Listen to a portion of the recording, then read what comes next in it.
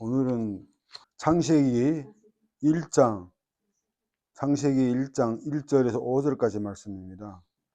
여러분은 너무나도 많이 읽죠. 창세기는 재밌게 성경에 읽다가 창세기까지는 재밌게 읽어요. 근데 출애굽까지 재밌게 읽다가 레위기 가서는 덮어버려요. 덮어버려요. 근데요, 하나님이 그 심오한 뜻이 있는가, 숨은 비밀이 있어요. 왜냐하면 모세 오경에서 창세기, 출애굽기, 레위기, 민수기, 신명기에서 가장 중요한 책이 레위기예요. 사실 가장 중요한 책이 레위기. 그리고 레위기가 제일 먼저 쓰여져 있어요. 근데 레위기 읽을 때 하나님께서는 그걸 딱 숨겨 가지고, 정말 네가 끝까지 읽냐, 끝까지 읽냐, 숨은 비밀이 있는 것 같아요. 교독하겠습니다. 제가 1절 읽겠습니다. 태초에 하나님이 천지를 창조하시니라.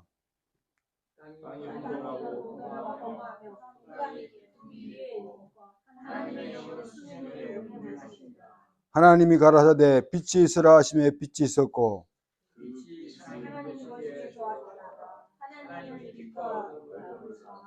5번 같이 읽습니다. 빛을 낮이라 칭하시고 어두움을 밤이라 칭하시니 저녁이 되며 아침이 되는 이는 첫째 날이니라. 아멘. 아멘. 아멘. 기도하겠습니다. 하나님, 오늘은 2024년 마지막 주일입니다. 지난 한 해를 돌이켜 볼 때마다 고비마다 위기마다 하나님의 장중에 오른손으로 붙들어 주셔서 지금까지 왔습니다. 은혜 아닌 게 하나도 없습니다. 하나님, 무엇보다 이 시간 간절히 대한민국을 위해서 기도합니다. 정말 세상을 볼 때는 소망이 없습니다. 대한민국에 오직 아기 예수가 재림하는 아버지여, 그날을 오게 하여 주옵소서. 우리의 참된 왕이신 아기 예수가 오셔서 대한민국을 다스려 주옵소서. 감사하며 예수님의 이름으로 간절히 기도했습니다. 아멘. 성경의 66권 중에 태초라 말 시작하는 것은 3권입니다. 오늘 금방 읽었던 창세기 1장 1절에 태초에 하나님 성지를 창조하시니라, 이것이 태초고요. 그리고 요한복음 1장 1절에 태초에 말씀이 계시니라, 태초부터 시작합니다. 말씀이 계시니라, 이 말씀이 하나님과 함께 계셨으니 이 말씀이 곧 하나님이시라. 그리고 또 태초에 있어요. 무슨 책일까요? 요한일서 1장 1절에 태초부터 있는 생명의 말씀에 관하여는 우리가 들은 바요 눈으로 본 바요 주모하고 우리 손으로 만지봐라. 그래서 말씀을 눈으로 보고 만졌다고 했어요. 결국 이 말씀은 누구를 뜻합니까? 오직 예수 그리스도를 뜻합니다. 상징합니다. 그런데 요한복음의 태초와 요한일서의 태초는 영원하신 하나님 계신 태초. 다시 말하면 우리 인간이 상상으로는 이해할 수 없는, 인간의 생각을 초월하는 영적인 태초를 말합니다. 그러니까 요한복음 태초와 요한일서 태초는 창세기 1장 1절 태초와 다릅니다. 영적인 세계를 말합니다. 우리 인간으로 상상으로는, 인간의 차원으로는 이해할 수 없는 태초를 말합니다. 그러나 창세기 1장 1절의 태초는 우리 눈으로 볼 수 있고 상상할 수 있는 우주 만물의 시작을 말합니다. 우주 만물의 시작. 지구가 시작된 태초를 말합니다. 그리고 요한계시록에 보면 새 하늘과 새 땅을 창조하셔서 지금 우리가 살고 있는 하늘과 땅은 없어지고 영원한 하나님 나라가 시작됩니다. 그래서 창세기 1장 1절은 시작과 끝이 있는 태초입니다. 그러니까 이 태초는 창세기 1장 1절 태초에는 시작이 있고 끝이 있는 태초입니다. 하나님께서 천지를 창조하시니라고 했는데요. 우리말에는 하늘, 천, 땅지라고 그냥 천지라고 쓰여져 있습니다. 우리말에 그렇게 쓰여 있지만 히브리 성경 원문에는 하늘과 땅을 창조하시니라, 하늘들과라고 있습니다. 우리는 천지라고 했지만 히브리 원문에는 하늘은 복수예요. 복수. 하늘들과 땅을 창조하시니라. 하늘은 복수로 표현하고 땅은 단수로 표현했습니다.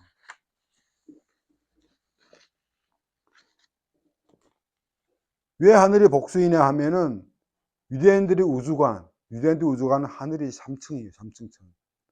여러분 잘 아시지만, 예. 첫째 하늘은 무슨 하늘일까요? 우리 눈으로 보이는 하늘. 예. 눈으로 보이는 해와 달, 별. 이게 첫째 하늘이에요. 예. 눈으로 보이는 하늘.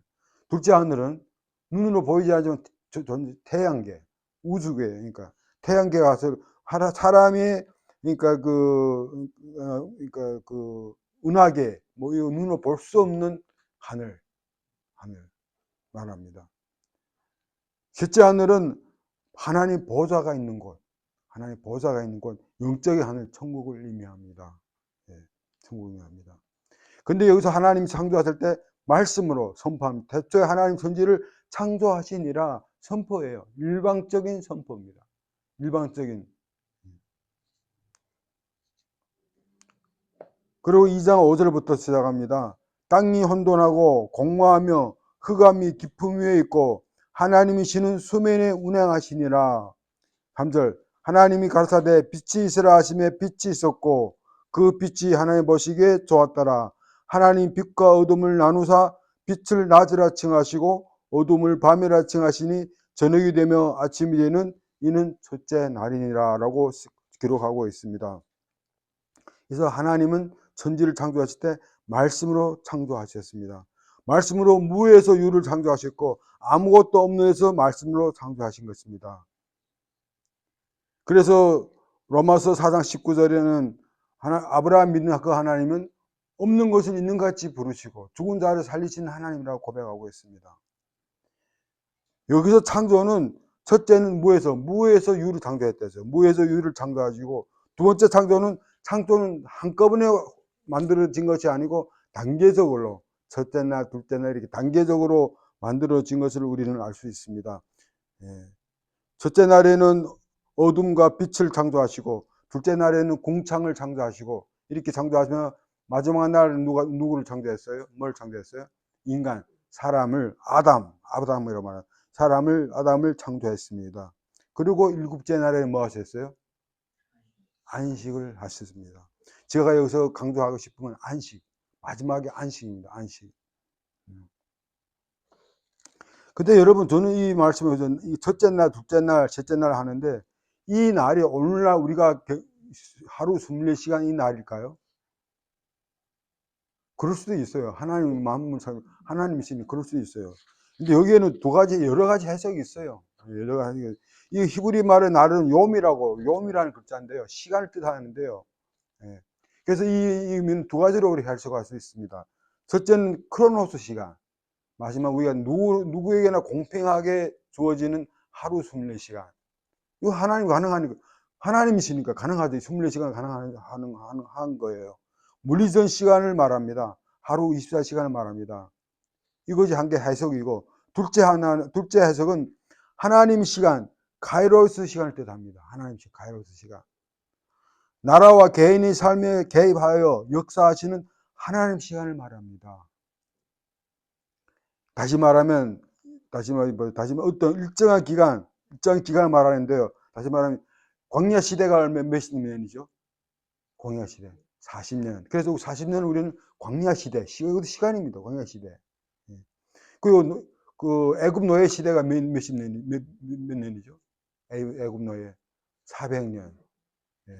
그리고 우리 민족 일제한테 36년을 통치받았어요. 압제받았습니다. 그걸 무슨 시대라고 말해요? 일제시대. 이런 것처럼 광야시대, 노예시대, 일제시대처럼 날이란 이렇게 일정한 기간을 어떤 뜻으로 우리가 이해할 수가 있습니다.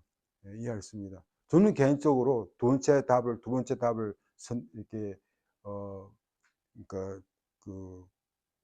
이해하고 두 번째로 카이로스 시간으로 이해하고 있습니다.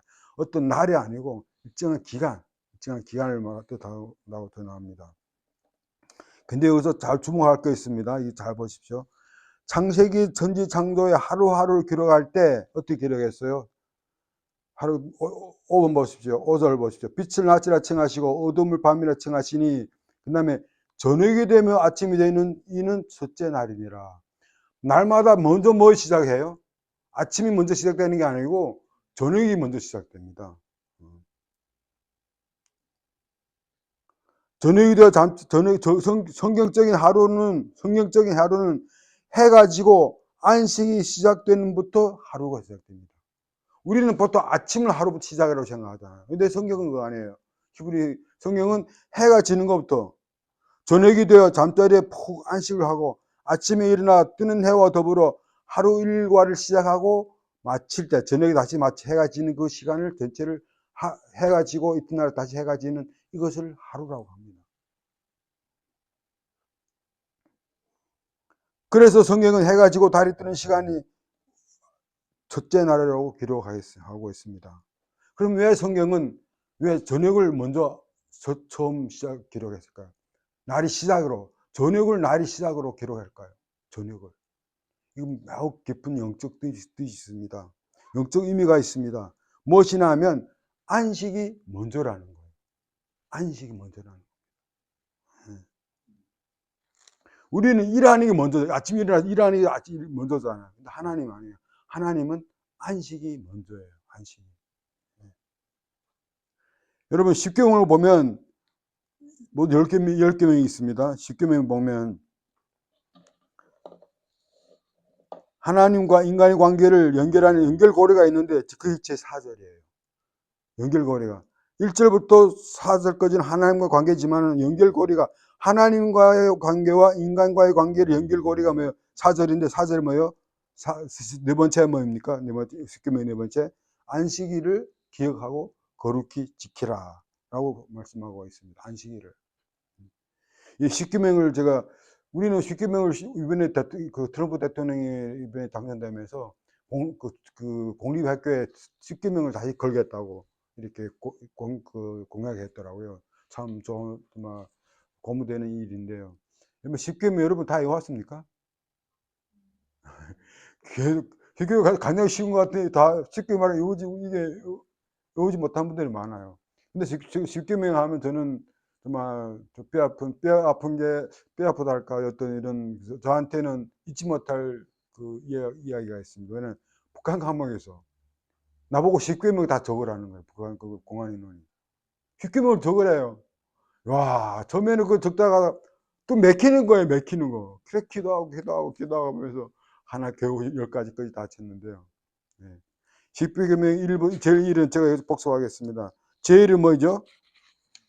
너는 나의 외에 다른 신을 보지 말고 성경 보지 말고 다른 신을 섬기지 말라. 두 번째는 우상을 만들지 말라. 예.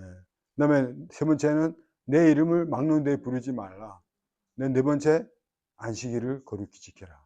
그 다음에 부모를 공경하라. 그런 다음에 살인하지 말지니라 했어요. 지금 여기서 뭐예요? 우리 세상적으로는 살인이 가장 큰 죄지 않습니까? 살인이. 근데 하나님 관점에서는 살인보다 더 큰 죄가 부모를 공경하지 않는 죄예요. 부모를 공경하지 않는. 그 다음 제7 간음하지 말지니라. 제8은 도둑질하지 말지니라. 내 의에 대하여 거짓 증거하지 말지니라. 10은 내 집을 10번은 내 집을 탐내지 말지니라. 여러분 이 10계명을 외우십시오. 잠깐만 외우십시오. 예, 외우는 게 중요합니다. 중요한 게 아니라 이게 우리 신앙의 근본이에요. 근본. 예. 여러분 성경 66권을 꽉 짜면 뭐에 나올까요? 10계명이 나옵니다. 꽉 짜면. 근데 이 10계명을 또 다시 꽉 짜면 뭐에 나올까요? 십자가. 십자가.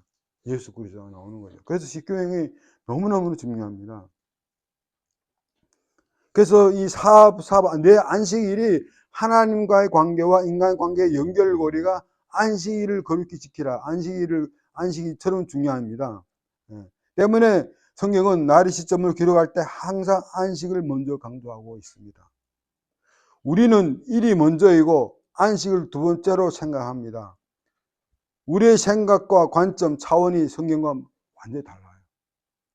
그 관점, 생각, 차원이 다릅니다. 그래서 우리 인간은 이런 생각, 차원이 다르기 때문에 우리 모든 인간은 죄를 안 잊을 수밖에 없어요. 하나님과 관점이 다른데, 생각이 다른데. 그래서 로마서 3장 23절에서 선포합니다. 모든 사람이 죄를 범하였음에 하나님 영광에 이르지 못하더니.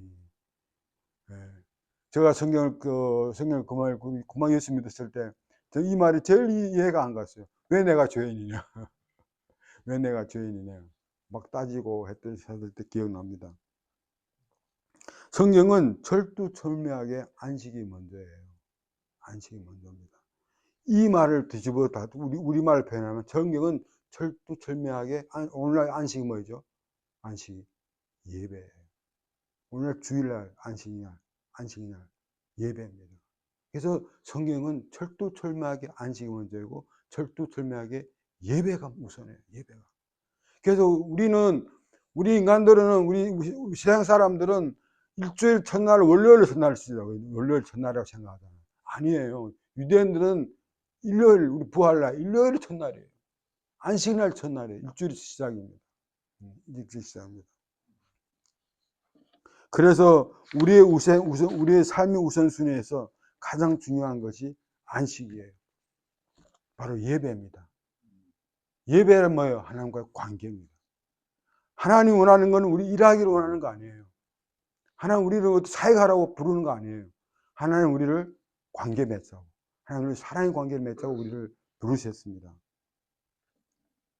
이것이 오늘 첫째 성경 5절에 기록한 저녁이 되며 아침이 되는 첫째 날이라, 저녁이 되면 아침이 되는 이 말 뜻이 안식이 먼저구나 라는 것을 성경은 말하고 있습니다. 그리고 또 하나님 창조할 때 첫째 날, 둘째 날, 셋째 날 이렇게 단계적으로 창조합니다. 2절 보십시오. 2절이 창조 첫 단계입니다. 2절. 땅은 혼돈하고 공허하며 흑암이 깊음 위에 있고 하나님이 쉬는 수면에 운항하시느라. 이게 2절이 창조의 첫 단계입니다. 여기서 창조 초기에는 어떻게 했다요? 땅이 혼돈하고 공허하다고 기록되고 있습니다. 여기서 혼돈은 뭘 말해요? 혼돈. 무질서를 말합니다. 무질서 말합니다. 이렇게 우주가 무질서하고 혼돈하고 어두운 영이 가득할 때 하나님은 말씀을 보내요. 말씀으로 무질서를 질서로, 흑암을 빛으로, 고통을 형통으로 창조합니다. 창조합니다. 성경을 이런 관점에 무질서를, 그러니까 흑암이, 땅이 혼돈하고 무질서를 질서를 창조하시는 이런 관점으로 볼 때는 우리가 질서의 하나님임을 우리는 알 수 있습니다. 하나님은 완전 질서의 하나님이에요. 하나님은 교회에서나 가정에서나 어떤 사회에서나 질서의 하나님이에요. 질서의 하나님. 근데 오늘날 우리 가정도 그렇고 사회도 그렇고 특별히 오늘날 이 시점에서 대한민국의 질서가 무너져 있어요. 대한민국 질서가 무너졌습니다. 근데 성경을 보면요, 이렇게 무질서를 질서를 바꾸시는 이런 일이 하나님 계속 반복돼요. 이것만 그러니까 창조 때만 아니고 계속 이런 게 반복되는 것을 우리는 볼 수가 있습니다. 그 가장 뚜렷한 예가 사무엘 이야기입니다. 사무엘 이야기입니다. 사사기에서 나오는 사무엘 이야기입니다. 우리 사무엘 사사기 21장 25절 다 찾고 한번 볼게요.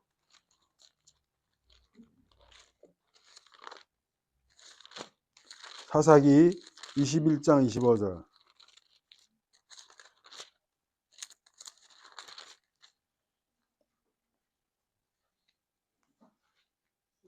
사사기 21장 25절. 찾으셨어요? 예.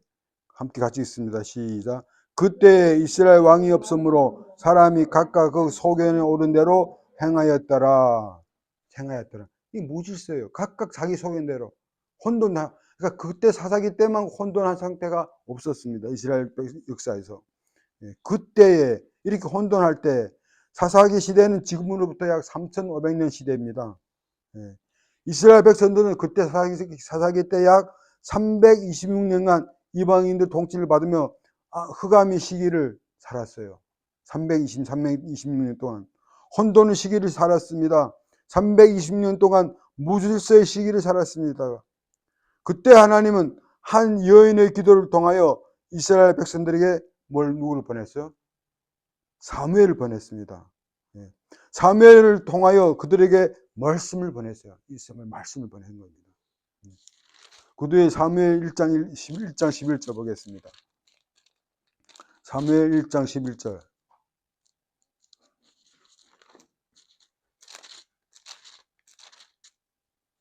제가 읽어드리겠습니다. 여러분 눈으로 보죠. 한나의 기도입니다. 한나가 마음이 괴로워 여호와께 기도하며 통곡하며 소원하여 가로되 만군의 여호와여 만일 주의 여종의 고통을 돌아보시고 나를 생각하시고 주의 여종을 잊지 아니하사 아들을 주시면 내가 그의 평생에 그를 여호와께 드리고 삭도를 그 머리에 대지 아니하겠나이다. 한나의 기도입니다. 한나의 눈물 어린 기도입니다. 우리는 여기서 한나 한 사람으로 고통으로만 해석하면 안 됩니다. 여기서 한나의 한 사람의 고통이 한나 한 사람의 고통으로만 해석하면 안 됩니다. 여기서 한나의 고통은 뭘 뜻해요? 이스라엘 전체 민족의 고통을 뜻합니다. 이처럼 사사기 때 정말 나라 전체가 혼돈하고 무질서할 때 한나가 이렇게 고통 중에서 부르짖었습니다. 그리고 한나는 그 아들을 하나님께 바치는 삭도를 그 머리에 대지 아니하겠다이다. 하나님께 바치겠다. 나시린으로 바쳤습니다. 여기서 나시리란 말은 뭐예요? 하나님께 헌신한다는 뜻입니다. 오늘날 말하면 한나를 목사로 만들게 돼. 목사를 만든다는 거예요. 다시 말하면 하나님 한나를 통해서 이스라엘 보내고 하나님은 그 이스라엘 사무엘을 보내고 하나님 그 사무엘을 통해서 하나님이 말씀을 이스라엘에 보내는 겁니다. 그리고 하나님은 말씀으로 사무엘에게 나타나 왕이 없어서 무질서하고 혼돈으로 처한 이스라엘에게 다윗 왕을 세우고 새 질서를 만들어가는 것을 우리가 볼 수 있습니다. 사무엘상 3장 21절 보십시오. 3장 21절 찾으셨습니까? 함께 같이 읽습니다. 시작. 여호와께서 실로에 다시 나타나시되 여호와께서 실로에서 여호와의 말씀으로 사무엘에게 자기를 나타내시니라.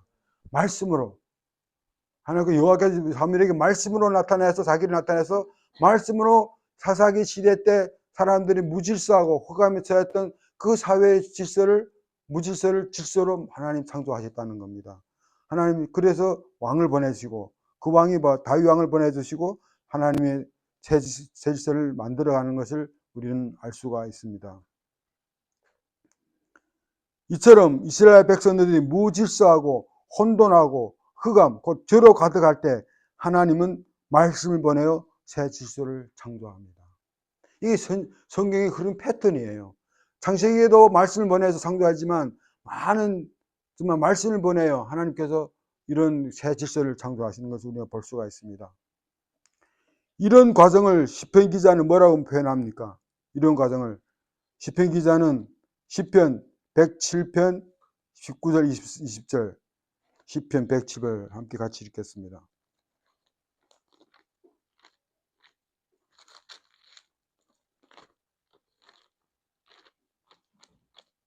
시편 이런 무질서에서 말씀을 보내 질서를 창조하는 이런 과정을 시편 기자는 다음과 같이 표현하고 있습니다. 시편 107장 19절에서 20절 다 찾으셨어요? 예, 함께 같이 읽습니다. 19절 시작. 이에 저희가 그 근심 중에서 여호와께 부르짖음에 그 고통에서 구원하시되 20절 저가 그 말씀을 보내어 저희를 고치사 위경에서 건지시는도다. 이게 성경의 반복입니다. 성경에서는 이렇게 흑암이 있고 무질서하고 정말 힘들 때 고통스러울 때 하나님 항상 이런 말씀을 보내어 위경에서 건지십니다. 가정이나 개인이나 어떤 질병이 있을 때도 여러분 우리 몸에 질병이 있을 때도 뭐예요? 몸의 어떤 질서가 우리 몸의 밸런스가 안 맞는다고 그러잖아. 몸의 질서가 깨졌기 때문에 몸의 어떤 하나님 창조하신 질서가 깨졌기 때문에 질병이 오는 거예요. 그때 하나님께서 뭐예요? 말씀을 보내요. 치유하시는 개인이나 사회나 가정이나 말씀을 마치겠습니다. 오늘날 한국의 정치를 보십시오. 사사기 시대와 똑같은 상황입니다. 무엇보다도 어저께는 또 그 제주항공이 또 폭발해가지고 132명이 또 죽었더라고요. 132명. 이게 엎친 데 덮친 데라고요. 참, 이 한국어 요즘에 볼 때마다. 그래서 저는 요즘에 아예 유튜브를 보지 않아요. 안 봅니다. 아예. 안 봐요. 너무 아픕니다, 마음이. 사람마다 자기 소견대로 행합니다. 사사기 시대와 똑같아요. 사람마다 자기 소견대로 행합니다. 오늘 한국의 행상은 정치 상황은 창세기 2장의 상황이에요. 창세기 2절의 상황입니다. 뭐요? 땅이 혼돈하고 공허하며 흑암이 깊음 위에 있고 이 상황이에요. 땅이 무질서합니다. 네. 혼돈하고 혼탁합니다. 거짓과 불의가 살판을 칩니다. 불의가 살판을 칩니다. 국민들이 나라에 대해서 뭐요? 불안을 느끼고 염려를 하고 있습니다. 한국의 정치 상황이야말로 하나님께서 말씀을 번호요 무질서를 질서로 만드실 창조할 때입니다. 지금 이때예요. 저는 한국에서 태어나지도 않았고 한국이 어느 파를 지지하는 건 아니에요. 그럴 때 이때 우리가 지금 하나님 말씀을 보낼 때 이때 우리가 말씀을 간절히 한나의 기도를 드리고 한나처럼 간절히 기도할 때입니다. 그래서 교회가 중요합니다. 하나님 말씀을 보낼 때 그냥 말씀 보내니까 하나님 교회를 통해 하나님 말씀 보내요. 교회를 통해. 하나님 사무엘을 통하여 말씀을 보내듯이 교회를 통하여 말씀 보내시기 때문입니다. 사회나 국가가 혼돈하고 무질서할 때 교회가 앞장서서 하나님 말씀으로 새 질서를 창조해요. 교회가 앞장서서.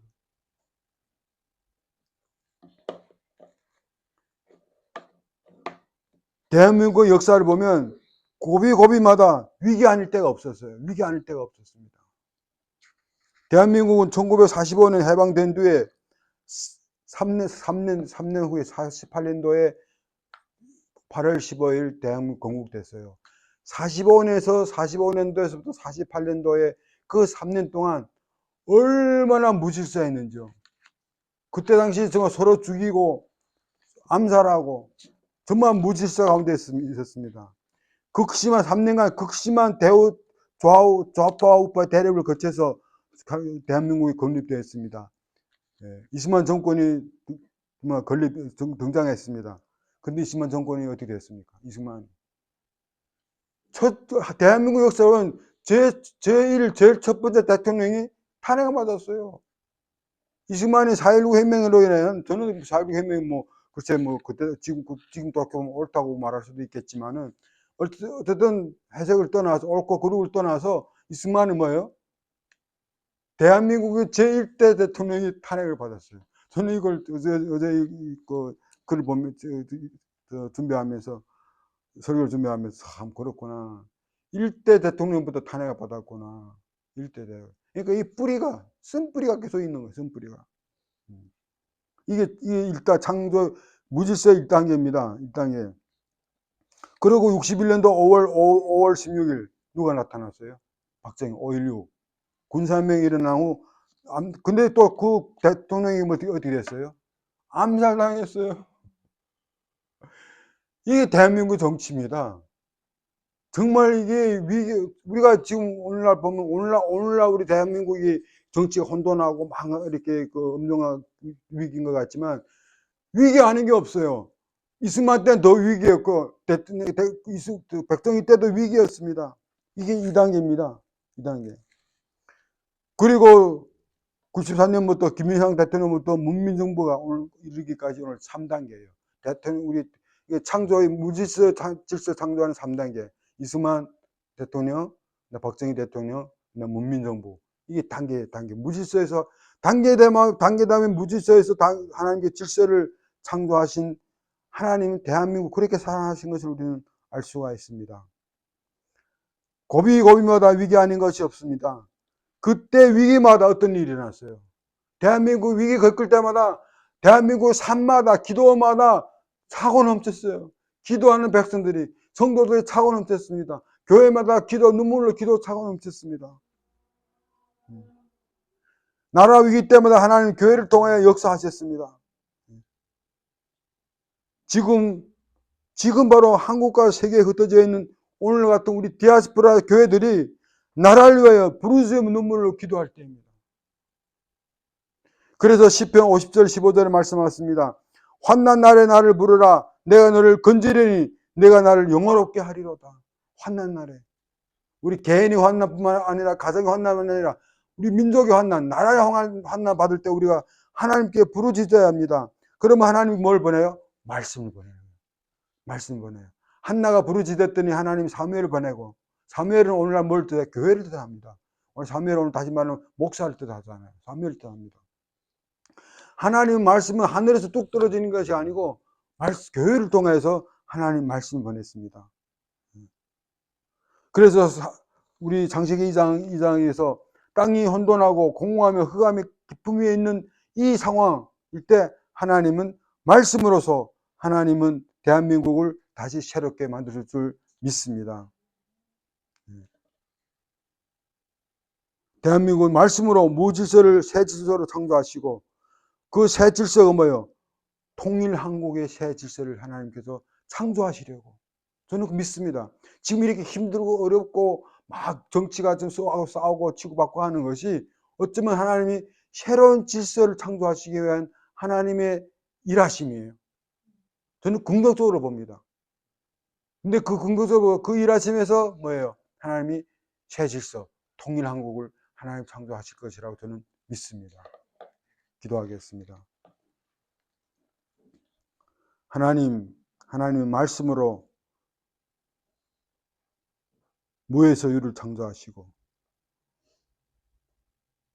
말씀으로 공허에서 충만을 창조하시고 흑암에서 빛을 창조하셨습니다.